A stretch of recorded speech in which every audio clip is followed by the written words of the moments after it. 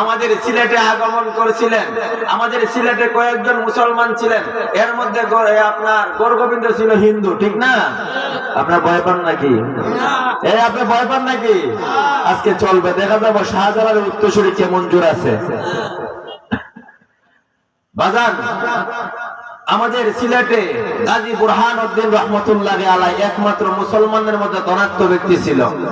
আমাদের সিলেট কিন্তু সিলেট ছিল না, সিফাট্টা নাম ছিল, ত্রিপুরা রাজ্যের ভিতরে ছিল। যখন ত্রিপুরা রাজ্যের ভিতরে ছিল, ওনার একটা সন্তান হয়েছে, শর্ট করে বলে দেই, আকিকারে দিছে আরেকটা গোস্তের টুকরা সুন্দর করে আইনা খাওয়ায় ফালাই দিছে তার পুষ্করিণীর মধ্যে। পালানোর পরে বলতেছে, আমার এই সিহট্টর ভিতরে, ত্রিপুরার ভিতরে দেখো তো কে গরু হত্যা করেছে। আরে এমন একটা ধর্ম আছে যে ধর্ম গরু খাওয়া জায়েজ না, দুধ খাওয়া জায়েজ, আর তাদেরকে প্রশ্ন করলে তারা বড় গরু হলে ওদের মা। একটু পরে বলতেছি, দাঁড়ান। রামায়ণ, বাইবেল, রামায়ণ, বেদ, গীতা প্রত্যেকটা গ্রন্থ থেকে মুক্তসর আলোচনা করবো ইনশাআল্লাহ। আপনি শুনবেন না বাঁচবেন? আগে বলি, আমার ভাই শ্রী শ্রী চন্দন ঠাকুর করে মূর্তি পূজা, কালী পূজা। আমার ভাইকে আমি বলবো, অন্য কোনো ভাইকে বলবো না। যদি অন্য কোনো ভাইয়ের আঘাত লাগে তাহলে কালেমা পড়ে মুসলমান হতে পারে। একদিন নয়, 2 দিন নয়, 16 থেকে 17 বছর পর্যন্ত 12 মাসে 13 পূজা করে আসছি, এই পূজাটা করি নাই।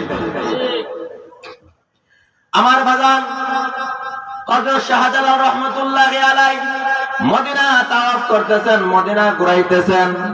এমন সময় গাজী বুরহানুদ্দিন রহমাতুল্লাহি আলাইহির চোখে পানি দেখা যায়।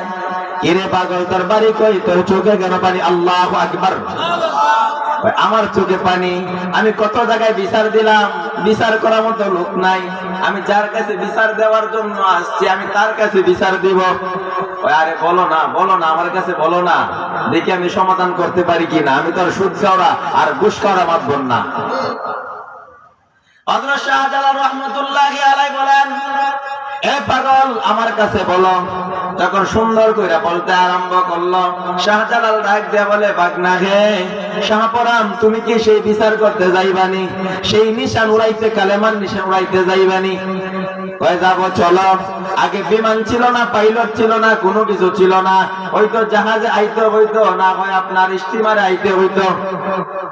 এমন সময় আজকে থেকে 6000 বছর আগের কথা, হযরত শাহজালাল রহমাতুল্লাহি আলাইহি বলেন, বাগনা চলো। একসঙ্গে তারা সফর করলেন। ওই সমুদ্রতে আইসা চট্টগ্রামের জমিনে লাগলো। লাগার পরে আস্তে আস্তে কুমিল্লা আসলেন। কুমিল্লার নাম কিন্তু কুমিল্লা না, কুম্বে ইজনিল্লাহ। ওই কুমিল্লা আসা